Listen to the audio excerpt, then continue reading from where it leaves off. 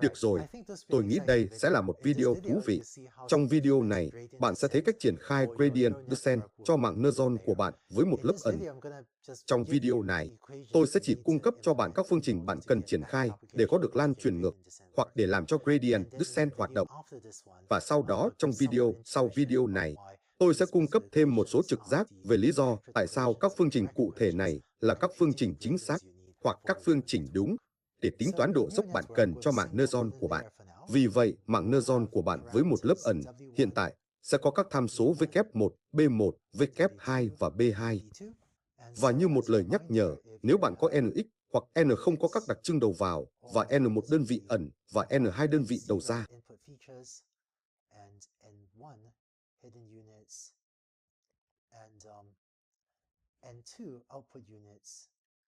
trong ví dụ của chúng ta, cho đến nay, chúng ta chỉ có N2 bằng 1, thì ma trận W1 sẽ là N1 nhân N0.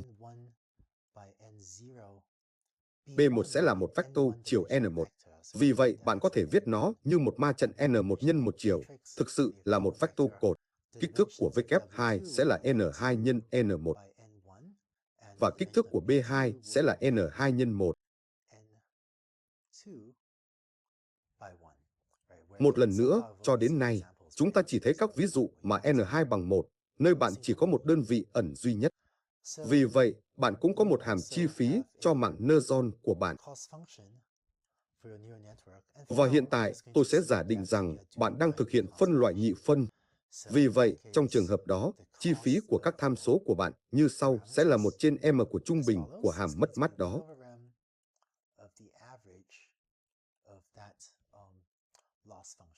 Và vì vậy L ở đây là sự mất mát khi mạng Neutron của bạn dự đoán y mũ, phải không? Đây thực sự là A2 khi nhãn thực tế bằng y. Và nếu bạn đang thực hiện phân loại nhị phân, hàm mất mát có thể chính xác là những gì bạn sử dụng cho hồi quy logistics trước đó. Vì vậy, để huấn luyện các tham số của thuật toán của bạn, bạn cần thực hiện gradient descent. Khi huấn luyện một mạng Neutron, điều quan trọng là khởi tạo các tham số một cách ngẫu nhiên thay vì tất cả bằng không. Chúng ta sẽ thấy sau này tại sao lại như vậy. Nhưng sau khi khởi tạo các tham số thành một cái gì đó, phải, mỗi vòng lặp của gradient descent sẽ tính toán các dự đoán.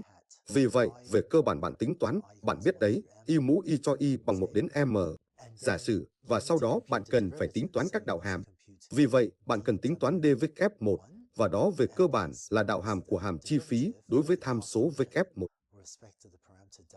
Bạn cần phải tính toán một biến khác mà chúng ta sẽ gọi là DB1, đó là đạo hàm hoặc độ dốc của hàm chi phí đối với biến B1.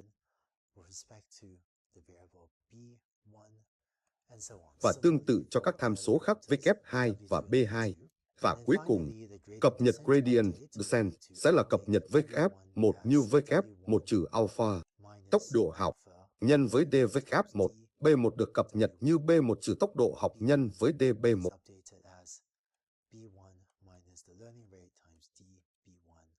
Và tương tự cho W2 và B2. Và đôi khi tôi sử dụng dấu 2 chấm bằng và đôi khi bằng vì ký hiệu nào cũng hoạt động tốt. Và vì vậy đây sẽ là một lần lặp của gradient descent. Và sau đó bạn lặp lại điều này một số lần cho đến khi các tham số của bạn trông như thể chúng đang hội tụ. Vì vậy, trong các video trước, chúng ta đã nói về cách tính toán các dự đoán, cách tính toán các đầu ra, và chúng ta đã thấy cách thực hiện điều đó theo cách vector hóa. Vì vậy, điều quan trọng là phải biết cách tính toán các số hạng đạo hàm riêng này, DW1, DB1, cũng như các đạo hàm DW2 và DB2. Vì vậy, những gì tôi muốn làm là chỉ cung cấp cho bạn các phương trình bạn cần để tính toán các đạo hàm này. Và tôi sẽ chuyển sang video tiếp theo, đó là một video tùy chọn để đi sâu hơn vào cách chúng ta đưa ra các công thức đó. Vì vậy, hãy để tôi tóm tắt lại các phương trình cho lan truyền thuận. Vì vậy, bạn có Z1 bằng W1x cộng B1, và sau đó A1 bằng hàm kích hoạt trong lớp đó được áp dụng theo phần tử của Z1.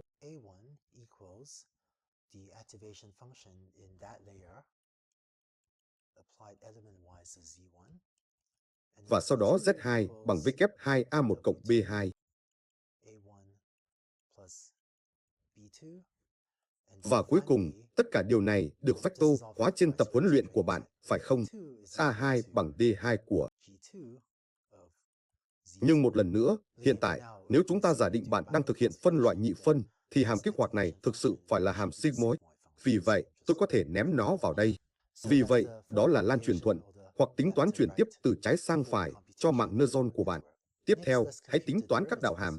Vì vậy, đây là bước lan truyền ngược. Sẽ tính toán dz2 bằng a2. Trừ đi y thực tế, và như một lời nhắc nhở, tất cả điều này được vector hóa trên các ví dụ. Vì vậy, ma trận y là ma trận 1 nhân m này, liệt kê tất cả m ví dụ của bạn được xếp chồng theo chiều ngang. Sau đó hóa ra dw2 bằng. Trên thực tế, ba phương trình đầu tiên này rất giống với gradient descent cho hồi quy logistic.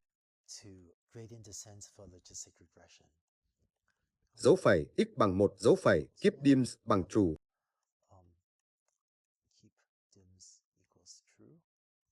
Và chỉ một chi tiết nhỏ. npsum là một lệnh Python numpy để tính tổng trên một chiều của ma trận. Trong trường hợp này, tính tổng theo chiều ngang. Và những gì keep dims làm là nó ngăn Python xuất ra một trong những mảng hạng một buồn cười mà kích thước là n dấu phẩy.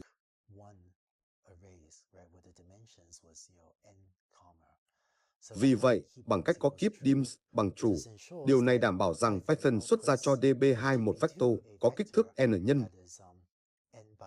Trên thực tế, về mặt kỹ thuật, điều này sẽ là tôi đoán n2 nhân 1. Trong trường hợp này, nó chỉ là một số 1 nhân 1, vì vậy có lẽ nó không quan trọng. Nhưng sau này chúng ta sẽ thấy khi nào nó thực sự quan trọng. Vì vậy, cho đến nay, những gì chúng ta đã làm rất giống với hồi quy logistic. Nhưng bây giờ khi bạn tính toán, tiếp tục chạy lan truyền ngược, bạn sẽ tính toán điều này. Đây là dz2 nhân với d1 của z1.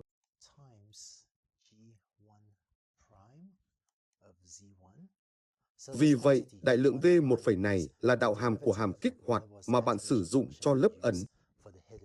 Và đối với lớp đầu ra, tôi giả sử rằng bạn đang thực hiện phân loại nhị phân với hàm sigmoid. Vì vậy, điều đó đã được đưa vào công thức cho dz2. Và dấu nhân này là một tích theo phần tử. Vì vậy, ở đây sẽ là một ma trận n1 nhân m. Và cái này ở đây. Điều đạo hàm theo phần tử này cũng sẽ là một ma trận n1 nhân n. Và vì vậy dấu nhân ở đó là một tích theo phần tử của hai ma trận. Cuối cùng, dw1 bằng cái đó, và db1 bằng cái này, np sum dz1 x bằng 1.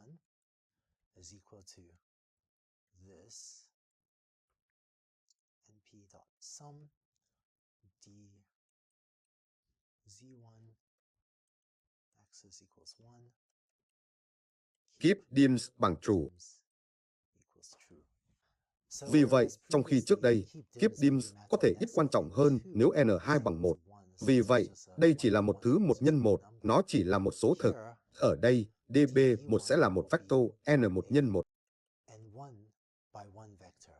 Và vì vậy bạn muốn Python, bạn muốn npsum xuất ra một cái gì đó có kích thước này, thay vì một mảng hạng một buồn cười có kích thước đó. Điều này có thể làm hỏng một số tính toán sau này của bạn. Một cách khác là không cần phải giữ các tham số, mà gọi rõ ràng là root shape, để định hình lại đầu ra của npsum thành chiều này, mà bạn muốn db có.